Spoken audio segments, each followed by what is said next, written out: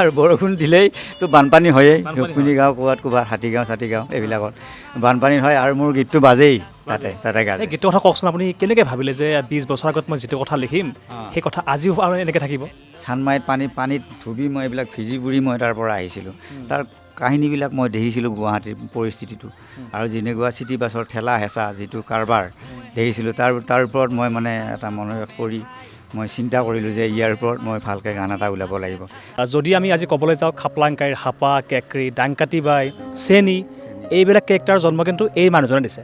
এনেকুৱা হ'ল মই ৰঙিয়া নলবাৰী এইবিলাকত মই মানে কেছেটবিলাক লৈ যাওঁ, য'ত কেছেটটো বজাই দিয়া ল'লে মানুহ জুম খাই যায় মানে মোক এখন দিয়া এনেকুৱা হৈ যায়। তাৰমানে এনেকুৱা এটা পৰিৱেশ আহি গ'ল মানে মই নিজকে মানে হতম্ব হৈ গ'লে কি হ'ল কথাটো মই ভাবিছিলোঁ কি হ'ল কি।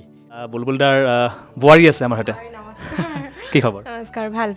ভালেই বাৰু। আৰু এনেকুৱা এখন সুন্দৰ ঘৰৰ বোৱাৰী হ'বলৈ আপোনাৰ অনুভৱ কেনেকুৱা? বহুতে ভাল, বহুত মৰমীয়াল, বহুত মৰমৰ মাজেদি মানে আছোঁ, মানে ক'বলৈ আৰু বেলেগ ভাষা নাই আৰু বহুত ভালকৈ আছোঁ আৰু মৰম কেউপিনিৰ পৰাই পাইছোঁ বাৰু, কেইফালৰ পৰা মৰমৰ মাজেদিয়ে আছোঁ আৰু। কিনকিনিয়া বৰষুণত উঠে বানপানী, ৰঙা পাহাৰৰ মাটি ৰাস্তাত পৰে খহি, মানুহগিলা মৰবা লাগছি নালাত পৰি হেল্ল' গুৱাহাটী কি যে দুৰ্গতি, হে জালুকবাৰীত জালুক নাই হেল্ল' গুৱাহাটী, হে আদাবাৰীত আদা নাই হেল্ল' গুৱাহাটী, হে গুৱাহাটীৰ হাতী নাই হেল্ল' গুৱাহাটী আমাৰ গুৱাহাটী। সকলোকে নমস্কাৰ জনাইছোঁ। আজি মই উপস্থিত আছোঁ অসমৰ এগৰাকী দক্ষ পৰিচালক তথা অভিনেতা, লগতে গীতিকাৰ, সুৰকাৰ, কণ্ঠশিল্পী বুলবুল হুছেইন দেৱৰ বাসগৃহত। মোৰ পিছপিনে দেখা পাইছে এইটোৱে হ'ল তেখেতৰ বাসগৃহ।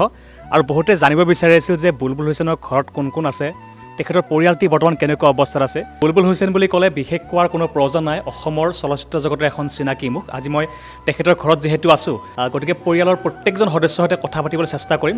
তেন্তে আহক আমি তেখেতৰ ঘৰৰ ভিতৰলৈ সোমাই যাওঁ। আপোনালোকে মোৰ লগত আহি থাকক, আমি তেখেতৰ বাসগৃহৰ ভিতৰলৈ সোমাই গৈছোঁ। বুলবুলদাৰ বাসগৃহৰ আমি ওপৰলৈ উঠি আছোঁ, দেখা পাইছে খুব এখন মৰম লগা ঘৰ বুলবুলদাৰ। এতিয়া আমি বুলবুলক মাতিব লাগিব। এইপিনে কলিং বেল দবাই দিছোঁ। নমস্কাৰ। নমস্কাৰ আহি পালা? কেনেকুৱা খবৰ? আছোঁ, ভালে আছোঁ। ৱেইট কৰি আছিলোঁ তোমালোক আহিবা বুলি। হয়। আৰু প্ৰথমতে কৈছোঁ বুলবুলদাই ঘৰখন খুব ধুনীয়াকৈ সজাইছে। আমি তলৰ পৰা আহিছোঁ, ভাল লাগিছে। আমি কথা বহুতো পাতিম নিশ্চয়। বোলা এতিয়া বহি লওঁ অকণমান। অ'কে ঠিক আছে। ব'লক।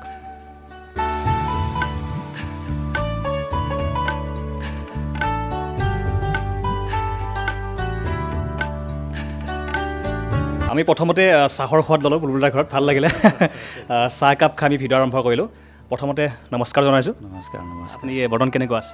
বৰ্তমান ভালে আছোঁ, ভালে আছে, খুব ধুনীয়াকৈ আছোঁ বৰ্তমান। হয়। আৰু আমাৰ কথাটো বহুত বছৰ আগৰ পৰা চলি আছিলে, আপোনাৰ চলি আছিলে নিশ্চয়, লগ পোৱা নাছিলোঁ, তাকেতো। আৰু আজি দীঘলীয়া সময়লৈ আহিলে, ভাল লাগিলে। থেংক ইউ, বহুত ভাল লাগিলে, মোৰো ভাল লাগিলে। সেইকাৰণে মই ৱেইট কৰি আছিলোঁ আহিবা বুলি। বহুত দিনৰ মূৰত লগ পাম, বহুত দিন আগতে লগ পাইছিলোঁ। হয়। এতিয়া অসমৰ ৰাইজে জানিব বিচাৰিব আপুনি বৰ্তমান ক'ত ব্যস্ত হৈ আছে? এতিয়া বৰ্তমান মই মোটামুটি 8 মাহ মানে হ'ল মই বৰ্তমান বহি থকা বুলি ক'ব লাগিব আৰু বহি আছোঁ। কিন্তু বহি থাকিলেও মই কিবা স্ক্ৰিপ্টৰ কামত লিখি আছোঁ। বৰ্তমান এখন মানে ভেজাল পেৰিডি বুলি এখন ছবি মানে এইখন চিৰিয়েল হ'ব, মানে মেগা চিৰিয়েল হ'ব। এইখন আমি পাইলট বনালোঁ অলৰেডি। পাইলট বনাই এতিয়া বৰ্তমান আমি জমা দি দিছোঁ, চেনেলত জমা দি দিছোঁ বৰ্তমান। কিন্তু শ্লট নাই কাৰণে আমি এতিয়া বহি আছোঁ অকণমান। শ্লটটো আহিলে আমি শ্বুটিংটো ষ্টাৰ্ট কৰিম বুলি ভাবি আছোঁ আৰু এতিয়া সেইটো কামতে বিশেষকৈ ব্যস্ত হৈ আছোঁ অলপ। আপুনি যে 8 মাহ সময় বহি আছিলে, কিহৰ কাৰণে? কিবা আপোনাৰ পাৰিবাৰিক সমস্যা নে কিহৰ কাৰণে? আপুনি পাৰিবাৰিক নহয়, মোৰ 8 মাহ বহি আছিলোঁ। প্ৰথম কথা হ'ল কিন্তু টিভি শ্লট নাই, তাৰ কাৰণে কাম কৰিব পৰা নাই। আৰু জানাই আমি ৰাতিপুৱা 6টাৰ পৰা মোটামুটি 6টাৰ পৰা ৰাতি 11টা 12টালৈ আমি বিজি হৈ থাকোঁ। যেতিয়া নেকি কাম বন নোহোৱা হৈ গ'ল, তেতিয়া মানে দেহাটো অকণমান দুৰ্বল হৈ গ'ল। বহি কিমান বহি থাকিম আৰু। জাষ্ট স্ক্ৰিপ্ট লিখিছোঁ, বহিছোঁ, খাইছোঁ, বহিছোঁ, এনেকৈ আছোঁ। তাৰপিছত অকণমান গাটোও বেয়া হ'ল। গাটো বেয়া হোৱাৰ কাৰণে অকণমান তেনেকৈও অকণমান সময়টো পাৰ হৈ গ'ল আৰু। বুলবুল দা, আজি মানে এইটো ভিডিঅ'ত মানে আপোনাৰ গোটেই ঘৰখন আমি দেখুৱাব বিচাৰিছোঁ, যদি আপুনি অনুমতি দিয়ে। নিশ্চয় হ'ব, দেখাব আৰু দেখুৱাই দিম নিশ্চয়। এতিয়া আপোনাৰ ঘৰত কোন কোন আছে বৰ্তমান এইখন ঘৰত? এইখন ঘৰত বৰ্তমান মোৰ ল'ৰা 2জন, তাৰপিছত আমাৰ মিছেছ, মই আৰু মোৰ বোৱাৰী আৰু মা, আমি 6জন আছোঁ আৰু। ছজন আছোঁ হয়। বৰ্তমান। আৰু এতিয়া অসমৰে জানিব বিচাৰিব আপোনাৰ ৰাতিপুৱা উঠি প্ৰথমৰ দিনটো আপোনাৰ কেনেকৈ আৰম্ভ হয়? দিনটো মোৰ ৰাতিপুৱা আৰম্ভ বুলি মই 4টা বজাত ৰাতিপুৱা 4টা বজাত উঠোঁ। 4টা বজাত উঠি এইটো ফজৰৰ নামাজ বুলি কয়, ৰাতিপুৱাৰ নামাজ। এই নামাজটো পঢ়োঁ। নামাজটো পঢ়াই মোৰ প্ৰথম চুৰু। এই নামাজটো পঢ়ি দোৱা চোৱা কৰোঁ, কৰি তাৰপিছত অকণমান ঘূৰা ফুৰা কৰি অকণমান কিন্তু শুই দিওঁ, কাৰণ ৰাতি মোৰ টোপনি নহয়। মোৰ টোপনিটো উল্টা হৈ যায়, ৰাতি টোপনি নহয়, দিনতহে টোপনি হয়। গতিকে মানে মই 7টামান বজাত শুই যাওঁ, 11টামান বজাত উঠোঁ আৰু তাৰপিছত কাম চলোঁ। কিন্তু কাম যেতিয়া ষ্টাৰ্ট হৈ যাব তেতিয়া আকৌ চেঞ্জ হৈ যাব। ৰাতি টোপনি হ'ব, তেতিয়া ৰাতিপুৱা উঠিবই লাগিব যিহেতুকে, তেনেকুৱা। ৰাতি যে টোপনি নহয় মানে আগৰ যিটো আপোনাৰ কামৰ যিটো আপোনাৰ সেইটো গাঁথনি, সেই কাম এডজাষ্ট হৈ গ'ল। ৰাতি কাম কৰোঁ আৰু দিনত শুওঁ, সেই বস্তুটো মানে উল্টা হৈ গ'ল আৰু। সেইফালৰ পৰা অকণ স্বাস্থ্য কিবা অসুবিধা হয় নেকি? স্বাস্থ্যৰ অসুবিধা অলপ আছে, কাৰণ টোপনিটো অলপ কম হয়, কাৰণ কমচে কম 6 ঘণ্টা টোপনি মাৰিব লাগে। আমি 6 ঘণ্টা টোপনি মাৰিব নোৱাৰাৰ কাৰণে আৰু এটা মোৰ মানে বেছি চিন্তা কৰাৰ কাৰণে নেকি নাজানো, মানে মোৰ হাই প্ৰেছাৰ এটা আছে। আজি হ'ল 12 বছৰমান হাই প্ৰেছাৰৰ টেবলেট খাই আছোঁ বৰ্তমান। হাই প্ৰেছাৰটো অলপ ডিষ্টাৰ্ব কৰি থাকে মাজে মাজে, সেইটোৱে অকণমান প্ৰব্লেম কৰে আৰু, কিন্তু চলি যায় আৰু। আমি আহি বুলবুলদাৰ বেডৰুমেই পাই গ'লোঁ। যিয়ে নহওক ভাল লাগিলে।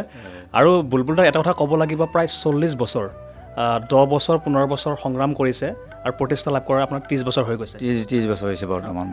কিন্তু সম্ভৱ নহয়, কিন্তু সম্ভৱ নহয়। বহুত বছৰ ষ্ট্ৰাগল কৰিছোঁ, কৰি আজি এইখিনি পাইছোঁ আহি আৰু বৰ্তমান। আপুনি যদি বুলবুল হুছেইন নহ'ল হয়, আপোনাক যদি আজি একেধাৰে গীতিকাৰ, সুৰকাৰ, কণ্ঠশিল্পী, দক্ষ পৰিচালক যদি ৰাইজে এনেকৈ নাপালে হয়, আপোনাক কি হিচাপত ৰাইজে পালে হয়?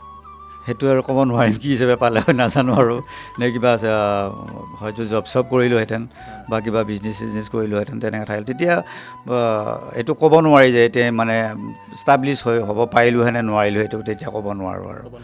কিন্তু মানে এইটো জগতত অহাৰ কাৰণে ষ্টাব্লিছ এটা হৈছে বা ৰাইজে চিনি পাইছে।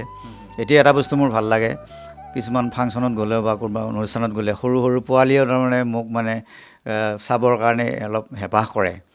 তাৰ কাৰণে মোৰ ভাল লাগে, মানে আজি বৰ্তমান নৱপ্ৰজন্মই যে চিনি পায়, তাৰ কাৰণে বেছি ভাল লাগে মানে মনটো, কাৰণ ইউটিউবত চাই থাকে কিনে চিনাকি হয়, ভাল লাগে। আৰু যিবিলাক বুঢ়া মানুহ আহি কিনে লগ কৰে যে এবাৰ চাব পাৰিলে ভাল লাগিল হয় হেঁতেন। আৰু এনেই অলপতে মই এখন ফাংচনত গৈছিলোঁ, তাতে মানে দুখ কৰি কৈছে পুতেকে আৰু কৈছে আমাৰ আব্বা মানে বুঢ়া হৈ গ'ল, বুঢ়া কালতো এবাৰ চাবৰ কাৰণে মন আছিল, কিন্তু মই নিব নোৱাৰিলোঁ আপোনাৰ ঘৰত। তেনেকৈ দুখতে তেখেতে ঢুকাই গ'ল। আপোনাৰ জিকিৰ শুনি কান্দিছিলে তেখেতে, তেনেকৈ কৈছে। তেনেকৈ বেয়া লাগে আৰু কিছুমান বস্তু, তেনে মানুহৰ এটা হেঁপাহ থাকে চাবৰ কাৰণে, আৰু যিহেতুকে গানবিলাক শুনি থাকি মানুহটো চাবৰ কাৰণে অলপ আগ্ৰহী হয় আৰু সেইটো। আপোনাৰ প্ৰথম ভিচিডি আপোনাৰ কোনখন আছিলে? প্ৰথম ভিচিডি বুলি কওঁতে বৰলা ককাই আছিলে। বৰলা ককাই আছিলে, সেইখন আচলতে ভিচিডি প্ৰথম মোৰ ভিচিডি সেইখন হৈছিলে। তাৰপিছত একেবাৰে শেষলৈকে ময়ে আছোঁ কিন্তু এই ইণ্ডাষ্ট্ৰিত। যেতিয়া পাইৰেচি হৈ গ'ল, পাইৰেচি হোৱাৰ পিছত চিডিবিলাক বন্ধ হৈ গ'ল, ভিচিডিবিলাক, কিন্তু মই কৰি আছিলোঁ একে লাষ্টলৈকে। মই এৰি দিয়া নাছিলোঁ, মই পূৰা কৰি আছিলোঁ কিন্তু।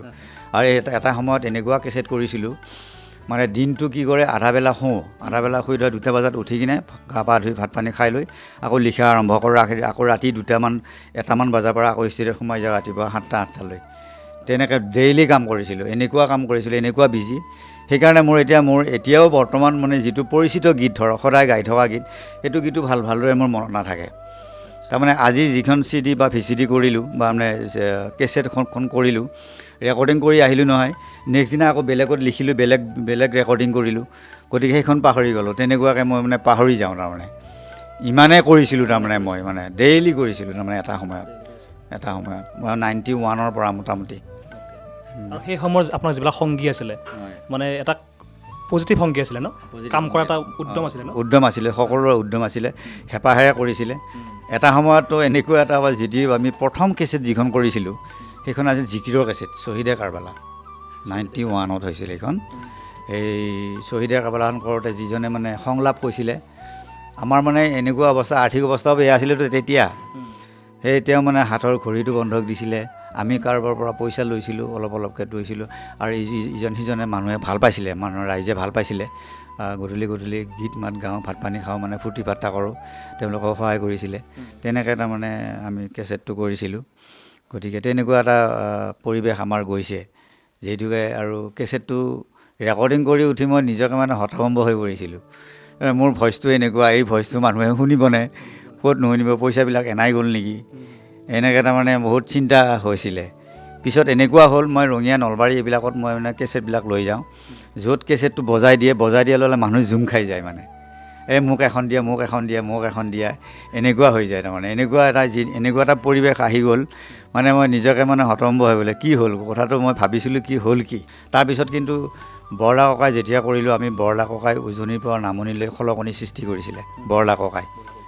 বৰলা ককাই যে এটা গীত আছিলে আপোনাৰ, যাবলৈ ওলালো ঘৰলৈ, খালী বটল খালী মোনা হাতত লৈ, অভিশাপ নিদিবি বৰলা তই, গৰম মছলা দিম মুখত সোমাই, যাবলৈ ওলালো ঘৰলৈ, খালী বটল খালী মোনা হাতত লৈ। এই গীতটি খুব মানে প্ৰচলিত হৈছিলে, উজনি আৰু নামনি অসমত খলকণি তুলিছিলে। বৰলা তাৰমানে উজনি অসমৰ পৰা আহি নামনি অসমত টিকিব নোৱাৰিলে, লাষ্টত গুচি যাওঁতে এই গীতটো হেৰি কৰে। কিন্তু পিছত এই ভিচিডিটোত মানে অভিনয় কৰিছিল আপোনাৰ আমাৰ অতুল পাচনি আৰু বাইদেউ আছিলে, কি বাইদেউৰ নামটো পাহৰি গ'লোঁ মই, চেতনা বাইদেউ। চেতনা বাইদেৱে এক্টিং কৰিছিলে, খুব ধুনীয়া এক্টিং কৰিছে তেওঁলোকে। মানে আমাৰ ভইচৰ ওপৰত তেওঁলোকে লিফ্ট মিলাইছিলে আৰু সেইখন প্ৰথম ভিচিডি হৈছিলে মানে অসমত, তেনেকুৱা। আপোনাক আগবঢ়াই নিয়া মানুহজন কোন আছিলে? কোনে আপোনাক মানে এনেকৈ ইমান ওপৰলৈ আপোনাক উৎসাহ দিলে, উদ্দীপনা দিলে? যদি কওঁ আমি পথ প্ৰদৰ্শক আপোনাৰ কোন আছিলে? এতিয়া পথ প্ৰদৰ্শক বুলি ক'বলৈ গ'লে আৰু আব্বা আম্মা বুলিয়ে ক'ব লাগিব প্ৰথম কথা। কৈ যে আব্বাটো ঢুকালে বাৰু, এই আপোনাৰ 1987 ঢুকাইছে তেখেতে। তেখেতে মানে জড়িত আছিলে নেকি মানে এই ক্ষেত্ৰত? এতিয়া জড়িত আছিলে, মোক উৎসাহ দিছিলে, বহুত উৎসাহ দিছিলে। আৰু তেতিয়া আমাৰ মুছলিম ধৰ্মত কিছুমান মানে গান বাজানা বন্ধ, কিবা কিবি এনেকুৱা কিছুমান বস্তু আছিল। সেইকাৰণে কিছুমানে মানে বেয়াও পাইছিলে, মানে গাঁৱৰ মানুহে বেয়াও পাইছিলে মানে এইবিলাক কৰাৰ কাৰণে। কিন্তু আমাৰ আব্বাই খুব উৎসাহ দিছিলে, কৈছে আগুৱাই যোৱা, তেনেকুৱা। আৰু নিজৰ মায়ে তাৰমানে বহুত উৎসাহ দিছিল আগুৱাই যোৱা। তাৰপিছত ইয়াতে আমাৰ গাঁৱৰ কেইজনমান মানুহ আছে, তেওঁলোকে উৎসাহ দিছিলে, তুমি আগুৱাই যোৱা, চিন্তা কৰিব নালাগে। তেওঁলোকৰ উৎসাহতে এনেকৈ আগুৱাই যায়, আজি এইখিনি হ'ল আৰু। দেখা পাইছে বুলবুলদাৰ যিখন ঘৰ, খুব এটা সুন্দৰ প্ৰাকৃতিক পৰিৱেশত বুলবুলদা থাকে, ভাল লাগিলে। আমি এতিয়া আহি বুলবুলদাৰ চাদৰ ওপৰত আছোঁ আৰু আপোনাৰ সঁচাকৈ আপোনাৰ মানে পৰিৱেশটো খুব ভাল লাগে। থেংক ইউ, বহুত ভাল লাগে। আৰু আচলতে বতাহ বা আহি থাকে, গাঁৱলীয়া পৰিৱেশটো, চাৰিওফালৰ পৰা বতাহ বা আহি থাকে, ভাল লাগে আৰু থাকি। আৰু অলপ শান্তি পৰিৱেশ, গাড়ী ঘোঁৰাৰ মানে তেনেকুৱা ভেজাল নাই আৰু, ভেজাল নাই। আপোনাৰ দৃশ্যগ্ৰহণ ইয়াতে হয় ন প্ৰায়? দৃশ্যগ্ৰহণ ইয়াতে হয়। ইয়াতে আগততো পাঁচআলি চক আছে, পাঁচআলি চকত মোৰ কেম্প আছে, মানে সেই কেম্পতে মানুহখিনি থাকে, তাতে শ্বুটিং কৰা হয়। আৰু মাজে মাজে মোৰ ইয়াতেও কৰোঁ, মোৰ ঘৰতো কৰোঁ শ্বুটিং, অকণমান কিছুমান লগা হ'লে তেনেকৈ কৰোঁ আৰু। কিন্তু এই অঞ্চলৰ ভিতৰতে কৰোঁ প্ৰায়। ভাল ওচৰতে নদী আছে, গছ গছনি আছে, মন্দিৰ আছে, ভাল লাগে তাত। আৰু এইখিনিতে ক'ব লাগিব যে বুলবুল হুছেইন ডাঙৰীয়াই বহুকেইটা চৰিত্ৰৰ জন্ম দিছে। যদি আমি আজি ক'বলৈ যাওঁ, খাপলাংকাইৰ হাপা, কেকৰি, ডাংকাটি বাই, চেনি, এইবিলাক কেৰেক্টাৰ জন্ম কিন্তু এই মানুহজনে দিছে। আৰু আচলতে ক'ব লাগিব যে আজি যদি খাপলাংকাইৰ হাপা ওলাই যায়, হাপা বুলি কৈ দিয়ে, যদি ডাংকাটি বাই, ডাংকাটি বাইদেউ, সেই গোটেইকেইটা জীৱন্ত চৰিত্ৰ, যিকেইটা চৰিত্ৰৰ কাৰণে তেখেতসকল আজি মানুহ বিচাৰি আছে। সাজু আহমেদৰ মানে কোৰবান তাৰ চৰিত্ৰটো, হাপা, চেনি, তাৰপিছত আপোনাৰ আলু মানে এই আপাৰ আচামৰ ল'ৰা, আলু। আৰু আপোনাৰ ল'ৰা চালু, আৰু মোৰ ল'ৰা চালু, এইটো ভাল। গোটেইকেইটা এটা তাৰমানে এটা পিচ হৈছিলে আৰু। এইটো কম নহয়, প্ৰত্যেকে নিজে এটা গ্লেমাৰ লৈছিলে চবে। আৰু সেই চৰিত্ৰকেইটা কিন্তু আজিও জীয়াই আছে ৰাইজৰ মনত, ৰাইজৰ মাজত আজিও জীয়াই আছে। আৰু সেই চৰিত্ৰক লৈয়ে বৰ্তমান এতিয়াও চলি আছে ইহঁতে গোটেইখিনি। সেই হিচাপত আপোনাৰ অনুভৱ কেনেকুৱা যে মই এটা সময়ত বহুকেইজন আৰ্টিষ্টক অকণমান হ'লেও কিবা এটা মানে সুবিধা প্ৰদান কৰিছিলোঁ, আপোনাৰ মনত কেনেকুৱা? নিশ্চয়, মই মনটোত কেতিয়াবা ভাল লাগে, বহুত ভাল লাগে। যিখিনি নৱপ্ৰজন্ম, যেনেকৈ হাপাৰ কথাই ক'ব যাওঁ, তাক যেতিয়া শ্বুটিং কৰোঁ, এটা বেলা গুচি যায় এটা চিনত, তাৰপিছত লাষ্টত ভৰিত ধৰে, দাদা কাকা মই নোৱাৰিম, আৰু মই কালি বাৰু ট্ৰেক্টৰ চলাম, মই বেলেগ কাম কৰিম, মই এইটো লাইনত নাহোঁ দিয়ক, মই নোৱাৰিম, মই পাৰিব লাগিব, তোৰ চৰিত্ৰটো মোক সেইটোৱে লাগিব। যিটো মানে এটা ইনচাৰ্ট দিব লাগে, যেনেকৈ চকুৰ বা চাৱনি বা ইনচাৰ্ট দিব লাগে, এনেকৈ ইনচাৰ্টটো দিব সি নাজানে ভালকৈ। সেই ইনচাৰ্টটো শিকাবৰ কাৰণে তাক মানে বহুত কষ্ট কৰিছোঁ। কিন্তু সিও কষ্ট কৰিছে, বেচেৰা বহুত কষ্ট কৰিছে, আৰু তাৰ টেলেণ্টো আছে। তাৰ যেনেকুৱা চৰিত্ৰ তেনেকুৱা চৰিত্ৰতে তাৰ ৰোলটো দিয়া হৈছে। যেনেকুৱা চেনি যেনেকুৱা ধৰ অলপ উৎপতীয়া টাইপত চটপটীয়া ছোৱালী, তেনেকুৱা মানে খুব খোলা মনৰ ছোৱালী, তেনেকুৱাকৈ তাইক কেৰেক্টাৰ দিছিল। তাইক তেনেকৈ আৰু বহুত কষ্ট কৰি কৰে আৰু খুব মানে মনোযোগ দি কৰে তাই কাম, সেইকাৰণে তাই সোনকালে ছাকচেছ হৈছে আৰু এইখিনিতে ক'ব লাগিব খাপলাংকাই যি ৰাহুল দাতো আমাৰ মাজত নাই, সঁচাকৈ এজন খুব ভাল ব্যক্তি আমাৰ মাজত হেৰাই গ'ল। তেখেত য'তে আছে শান্তিত থাকক তাৰে কামনা কৰিছোঁ। ইয়াৰ পৰা শ্ৰদ্ধাঞ্জলি জনাইছোঁ আজি মই আকৌ, কাৰণ তেখেতে য'ত থাকে শান্তিত থাকক, ঈশ্বৰে তেওঁক মংগল কামনা কৰক।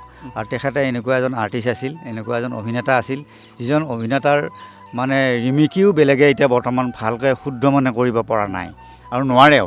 তেওঁ য'তে লগায় ত'তে লাগে। তেওঁ আপাৰ আছামৰ ভাষা ক'ব লাগিলে তেওঁ আপাৰ আছামৰ ভাষা ইমান ধুনীয়াকৈ কয়, কামৰূপীয়া ক'ব লাগিলে কামৰূপীয়া ভাষা কয়, আমাৰ অসমীয়া মংগলদৈয়া ভাষা ক'ব গ'লে মানে দৰঙীয়া ভাষা কয় মানে।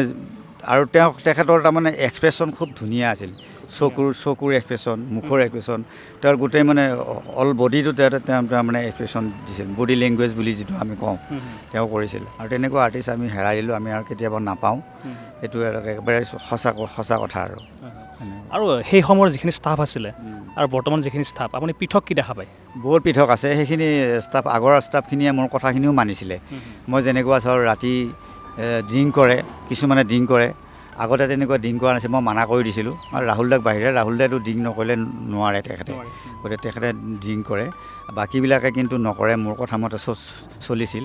আৰু অলপ ইফাল সিফাল হয়, যেতিয়া নেকি এটা পৰিয়াল যেতিয়া নেকি একেৰাহে 7 বছৰ 8 বছৰ এটা কেম্পত থাকি একেলগে থাকি এটা পৰিয়াল হৈ যায় না, নিজৰ নিচিনা হৈ যায়তো, তেতিয়া ইটোৱে সিটোৱে অকণমান কাজিয়া পেচাল হয়, কিন্তু বেয়া ভাবি নহয় আৰু সহজৰ মুখতে হয়, এইমাত্ৰ লাগিলে আকৌ পটকৈ ভাল হ'ল, তেনেকুৱা মানে হাঁহি কান্দোন দুখ সুখ এইবিলাক বস্তু থাকে আৰু চবতে, তেনেকৈ থাকে আৰু কণ্ট্ৰল কৰোঁ আৰু এইখিনি আৰু। আৰু আপুনি, মই এটা কথা আপোনাক চেলুট দিব লাগিব যে আপুনি এজন পৰিচালক, অভিনেতা, গীতিকাৰ, সুৰকাৰ, লগতে ভালকৈ আপুনি জিকিৰো গায়, জিকিৰ সম্ৰাট, লগতে গীতো গায়। ইমানকেইটা আপুনি পদবী আপুনি নিয়াৰিকৈ কেনেকৈ পালন কৰি আছে এজন মানুহে? একেবাৰে পোনপ্ৰথমে মই ৰেডিঅ'ত, যেতিয়া ৰেডিঅ' চলিছিলে, ৰেডিঅ'ত মানে শুক্ৰবাৰে জিকিৰ দিয়ে, তেতিয়া মই আমাৰ পয়াতৰ ৰেকিবুদ্দিন আহমেদৰ জিকিৰবিলাক শুনি মোৰ মন গ'ল তাৰমানে জিকিৰ গাবৰ কাৰণে। আৰু আচলতে মোৰ আব্বাই জিকিৰ গাইছিলে, তেতিয়া সেই জিকিৰটো মই তেতিয়াৰ পৰা আহিলে, জিকিৰটোৱে মোৰ প্ৰথম আছিলে, কিন্তু প্ৰথম কেছেটো কৰিছিলোঁ জিকিৰৰে। কিন্তু যেতিয়া মই ফাৰ্ষ্ট যেতিয়া এখন ABC বুলি এখন মানে কমেডি কেছেট কৰিছিলোঁ, সেইখন যেতিয়া ভাল পপুলাৰ হ'ল, তাৰপিছতে বৰলা ককাই কৰিলোঁ, বৰলা ককাইখনতো আৰু পপুলাৰ হৈ গ'ল। গতিকে এতিয়া মোৰ দুটা ছাবজেক্ট দুটা বিশেষকৈ জিকিৰতে মোক ভাল এটা মানে সন্মান এটা আছে মোৰ জিকিৰ অসমত। সৰুকৈ অকণমান জিকিৰ শুনিব ভাল লাগিব এই মুহূৰ্তত। আপোনাৰ ভাল লগা এটা জিকিৰ? ভাল লগা জিকিৰ আছে, বহুত আছে, তথাপিও মই এটা জনপ্ৰিয় জিকিৰ এটা অকণমান গাই দিছোঁ। কচুৰ পাতৰ পানী কৰে তলৌ বলৌ, পৰিলে পাবৰে নাই, এই দেহাৰ ভৰসা নাই, এদিন নহয় এদিন যাবইতো লাগিব, এদিন নহয় এদিন যাবইতো লাগিব, এই মোহৰ দুনিয়া এৰি কিয় হাই, এই জীৱৰ ভৰসা নাই, কিয় হাই, এই দেহাৰ ভৰসা নাই। বৰ্তমান আমি বুলবুলদাৰ দ্বিতীয় মহলাত আছোঁ ন? এইটো আমাৰ বুলবুলদাৰ দ্বিতীয় মহলা, কাম চলি আছে ন? কাম চলি আছে, বৰ্তমান কাম চলি আছে, কাম হোৱা নাই, সম্পূৰ্ণ হোৱা নাই, আৰু ঘৰৰ মানে আগফালটোও হোৱা নাই, বৰ্তমান কৰি আছোঁ আৰু লাহে লাহে অলপকৈ। যথেষ্ট টকাৰ খৰচ এইবিলাক, যথেষ্ট টকা খৰচ হয় মানে ঘৰ বন্ধা মানে, আৰু মিস্ত্ৰীয়ে বেছি আধা পইচা লৈ যায়, তেনে কৰি আছোঁ আৰু। এইবাৰ এটা বিশেষ প্ৰশ্ন জানিব মানে উত্তৰ জানিম আৰু, খুব এটা কঠিন প্ৰশ্ন কিন্তু আপোনাৰ কাৰণে আৰু। আজিলৈকে যিমান কাম কৰিলে আপুনি, VCD হওক বা আপোনাৰ ছবিৰ কামেই হওক, নামকেইটা কোৱাৰ এটা সম্ভৱ নহয় বাৰু, তথাপিও এনেই জিকিৰত মই কৰিছিলোঁ আপোনাৰ ৰোজা মবৰক, ৰমজানৰ ফজিলত, কচুপাতৰ পানী 1, 2, তাৰপিছত আপোনাৰ নবীজী বেহেস্ত দুজুগ দৰ্শন, তাৰপিছত হজৰত বিল্লাল, তাৰপিছত আপোনাৰ খাজা বাবাৰ কাহিনী, হজৰত বৰবীৰ বাবাৰ কাহিনী, হজৰত বৰবীৰ বাবাৰ ল'ৰালি কাল, ইমাম হাছেন হুছেইন, মহৰম, ইত্যাদি বহুত কেছেট কৰিছিলোঁ। এতিয়া মানে হঠাৎ মনত তেনেকৈ অহা নাই। তাৰপিছত VCD কমেডিৰ ভিতৰত আমি প্ৰথমৰ পৰা আহিছিলোঁ মানে আপোনাৰ ABC, বৰলা ককাই, তাৰপিছত খাপলাংকাই পাৰ্ট 1 পাৰ্ট 2, জখিনী বাই, তাৰপিছত আপোনাৰ খেলি মেলি বুলি এখন কৰিছিলোঁ, তাৰপিছত হেল্ল' গুৱাহাটী কৰিছোঁ, তাৰপিছত এনেকৈ কৰিছোঁ বহুত কিবা এতিয়া হঠাৎ মনত অহা নাই মানে ডাবল প্ৰিয়ৰিটি কৰিছিলোঁ বৰলাৰ টপ 10 কৰিছিলোঁ তাৰপিছত বৰলাৰ নাইট শ্বু কৰিছিলোঁ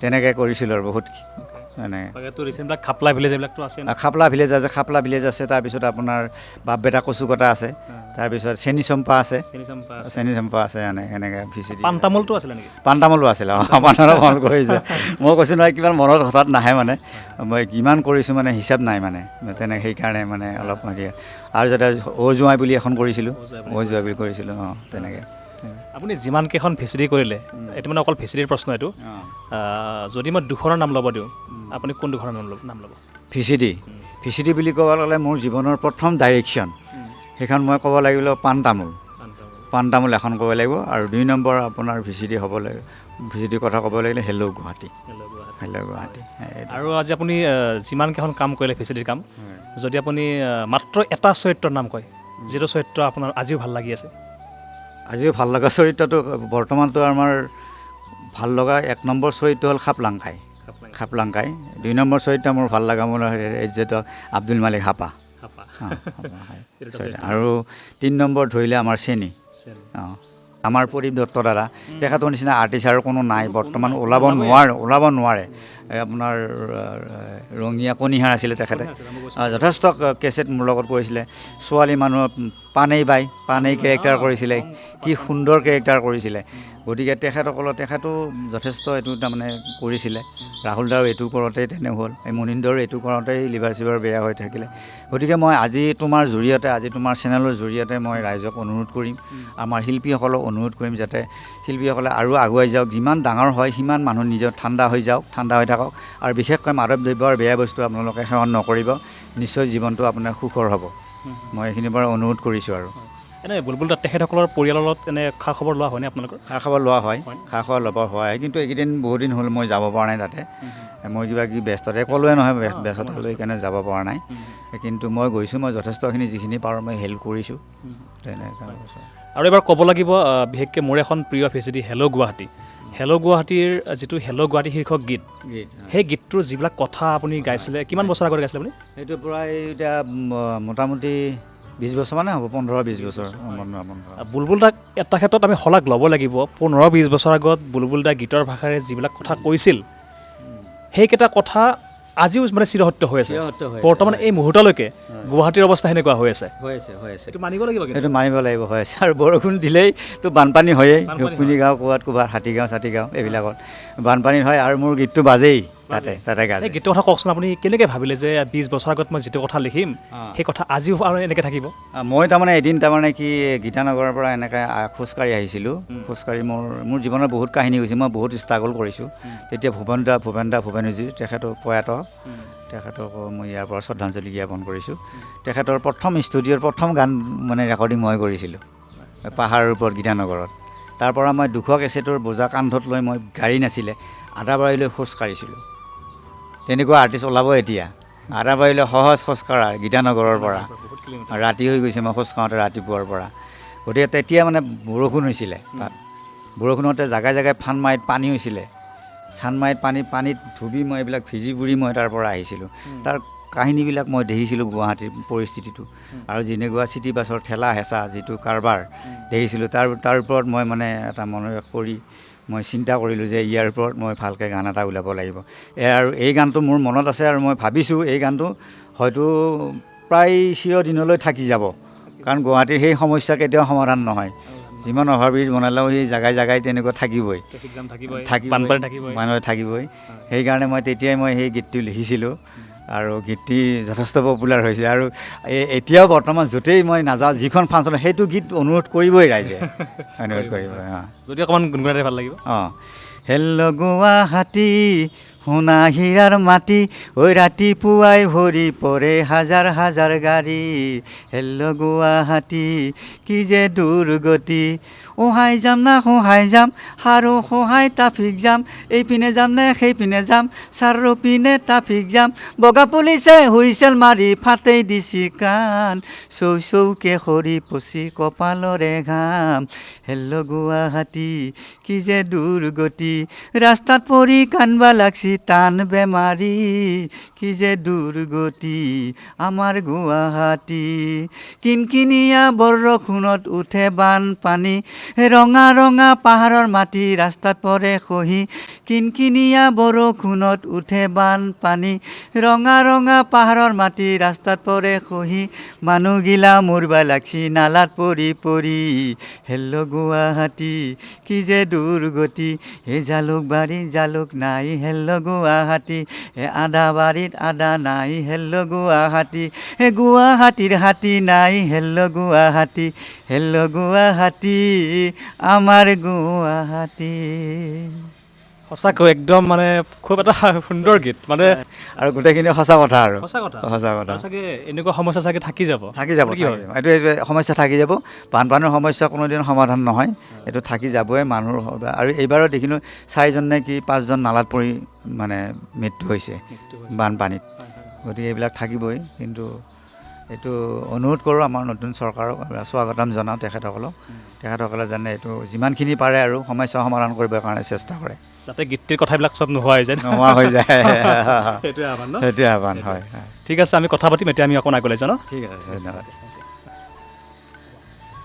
আৰু এই মুহূৰ্তত মোৰ সৈতে বুলবুলদাৰ সৰু পুত্ৰ আজিজ মিৰ্জা ন খবৰ কেনেকুৱা খবৰ বেয়া নহয় আছোঁ ঠিকে আছোঁ এতিয়া আৰু বুলবুলদাৰ যিখিনি কাম আপোনালোকে ইতিমধ্যে দেখা পাইছে বা দেখা পাব আগলৈকে প্ৰায়খিনি কাম আজিজেও সহযোগ কৰি দিয়ে ন কিমান বছৰ জড়িত হ'লা তুমি দেউতাৰ লগত মই বছৰ বুলি ক'লে এতিয়া সৰুৰ পৰাতো কৰিছোঁ কিন্তু ডাইৰেকশ্যন লাইনত মই হায়াৰ ছেকেণ্ডেৰীৰ পিছত ইনভলভ হৈছোঁ তাৰ পৰা সেনেকৈ এতিয়া কৰি আছোঁ আৰু এতিয়া দুখন নিজাকৈ কৰিলোঁ এই ৰিচেণ্ট খাপলাংখন এইখন মানে এই ৰঙত চলি আছিলে মোৰ এক্সিডেণ্টৰ টাইমত এইখন মানে মই নোৱাৰিলোঁ যে সেইটো কাৰণে বন্ধ কৰি দিব লগা হ'ল তাৰ আগত এখন কৰিলোঁ চেনী চম্পা তাৰ আগত এছিষ্টেণ্ট ডাইৰেক্টৰ হিচাপে কৰি আছিলোঁ তাৰপিছত তেনেকৈ কৰি আছোঁ আৰু এই মুহূৰ্তত মোৰ সৈতে বুলবুল হুছেইন দেৱৰ মাতৃ আছে আইতা কি খবৰ ভাল ভালে আছে হয় এতিয়া আপোনালোকৰ ঘৰত আহিলোঁ আজি কেনেকুৱা লাগিছে হয় তোমালোকে অহাৰ কাৰণে আমাৰ খুব ভাল লাগিছে ভাল লাগিছে হয় এতিয়া আপোনাৰ ল'ৰা বুলবুলকতো সমগ্ৰ অসমে জানে বুলবুল হুছেইন বুলি ক'লে বেলেগকৈ কোনো চিনাকি দিয়াৰ প্ৰয়োজনে নাই এনে সৰুৰ পৰা আপুনি বুলবুলক কেনেকৈ গাইড কৰিছিলে বা কেনেকৈ আপুনি তাক পৰিচালনা কৰিছিলে নিজে ল'ৰাটোৱে নিজে ভাবি শুনি পেলাই নিজে গান লিখি নিজে শিক্ষা হৈছে মালিকে শিক্ষা কৰছি আৰু দয়া কৰছি আৰু মালিকে বহুত কষ্ট কৰি পেলাই নিজে হেৰি কৰছি একেবাৰে আমি হাক দিলেও কথা নুশুনি তাৰ গানতে বেছি ৰাপ মাষ্টৰেও লৈ ফুৰেও কেওফালে আকৌ গান গাবা কথা ক'বা মাষ্টৰে লৈ ফুৰেও আমি বাধা কৰোঁ তেওঁ কথা নুশুনে নিজে চব লেখা পঢ়া নিজে মাথাই দি কেনেকৈ কি কৈছে এইটো ময়ে নাজানো এতিয়াতো বুলবুল দাকতো সমগ্ৰ অসমে জানে সেই হিচাপত আপোনাক কেনেকুৱা লাগে যে মোৰ ল'ৰাক প্ৰত্যেকে চিনি পায় মই সেইটোতে খুচিতে বাক সকলেও আশীৰ্বাদ কৰে দোৱা কৰে মই মানে বহুত মানে আনন্দ পাওঁ আৰু চবে মৰম কৰে যি মৰমটো দিয়ে চবে মৰম কৰে আৰু মৰমটো দিয়ে চবে স্বাৰ্থ কৰে তেওঁক সেনেকৈ কৈছে কাৰণে মই বহুত সুখী হৈছোঁ আৰু ল'ৰাটো খালী জীৱনটো আল্লাই বাচাই ৰাখক বুলিয়ে কামনা কৰোঁ আৰু মই এনে বুলবুলদাৰ অভিনয়বিলাক চাই আপুনি টিভিত চাইনে নাচায় চাওঁ চাই ভাল বুলিলে ভাল পাওঁ আৰু মই ৰাইজে যিটো ভাল পায় সেইটোকে ভাল পাওঁ আৰু মই নিজে নকওঁ ভাল বুলি মই চাই ভাল বুলিয়ে ভাল পাওঁ আৰু গতিকে এয়াই আছিল আমাৰ সকলোৰে মৰমৰ বুলবুল হুছেইন দাৰ মাতৃ সঁচাকৈ বহুখিনি কথাই ক'লে আৰু দেখা পাইছে এইটোৱে হ'ল আমাৰ মৰমৰ বুলবুলদাৰ সম্পূৰ্ণ পৰিয়াল এইপিনে বুলবুলদা আছে গোটেই পৰিয়ালটো ন গোটেই পৰিয়ালটো বুলবুলদাৰ সহধৰ্মিনী আছে লগতে আমি কথা পাতিলে বুলবুলদাৰ মাতৃ খুব সুন্দৰকৈ ক'লে লগতে বুলবুলদাৰ বোৱাৰী আছে আমাৰ সৈতে কি খবৰ নমস্কাৰ ভালেই বাৰু আৰু এনেকুৱা এখন সুন্দৰ ঘৰৰ বোৱাৰী হ'বলৈ আপোনাৰ অনুভৱ কেনেকুৱা বহুতে ভাল বহুত মৰমীয়াল বহুত মৰমৰ মাজেদি মানে আছোঁ মানে ক'বলৈ আৰু বেলেগ ভাষা নাই আৰু বহুত ভালকৈ আছোঁ আৰু মৰম কেউপিনিৰ পৰাই পাইছোঁ বাৰু কেইফালৰ পৰা মৰমৰ মাজেদিয়ে আছোঁ আৰু মানে আহি আছে ভাল লাগিল লগ পাই আজি ভাল লাগিলে থেংক ইউ সেই আৰু শেষত কি ক'ম আৰু সকলো দেখিলে আপোনালোকে আৰু তোমাকো ধন্যবাদ দিলোঁ তুমি আমাৰ বহুত আগতে বহুত আগতে আহিছিলা বহুত পিছত লগ পালোঁ ভাল লাগিল তুমি অহাৰ কাৰণে থেংক ইউ ঠিক আছে ভাল লাগিল লগ পাই ঠিক আছে আইতা ভাল লাগিল ভাল লাগে লগ পাই ভাল লাগিল ঠিক আছে ভাল লাগিল বুলবুল দা শেষত এতিয়া কি ক'ব ৰাইজক বহুত ধন্যবাদ আৰু বিশেষকৈ তোমাক ধন্যবাদ জ্ঞাপন কৰিছোঁ কাৰণ ইমান কষ্ট কৰি আমাৰ ঘৰলৈ আহিলা আমাৰ ফেমিলিটো ৰাইজৰ মাজত চিনাকি কৰি দিলা তাৰ কাৰণে ধন্যবাদ জ্ঞাপন কৰিছোঁ বুলবুল দাৰ নাতি আৰু কি নাম তোমাৰ আৰু কোনে কি বুলি মাতে আৰু এই কি বুলি মাতো তোমাৰ নামটো কৈ দিয়াচোন বাবাই কি মাতে মিষ্টাৰ মিষ্টাৰ লাও মিষ্টাৰ লাও মিষ্টাৰ লাও মাতে লাও বুলি মাতে আৰু কোনোবাই কি বুলি মাতে ভাইজান দা কৈ দিয়া ভাইজান বুলি মাতে ভাইজান দা আৰু মিষ্টাৰ লাও বুলি কোনে কয় মিষ্টাৰ লাও কোনে কয় এনেকৈ তোমাৰ কোনটো নাম ভাল লাগে ভাইজান ভাল লাগে নে মিষ্টাৰ লাউটি ভাল লাগে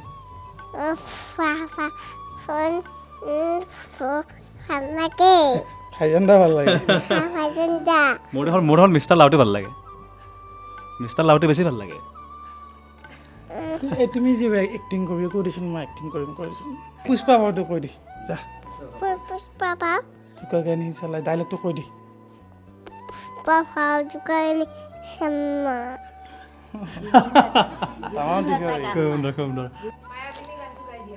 দেখাই দিয়া মায়াপিনী মাটিৰ বুকুত দেখা পালো তোমাক ছবিত ধৰা পিনা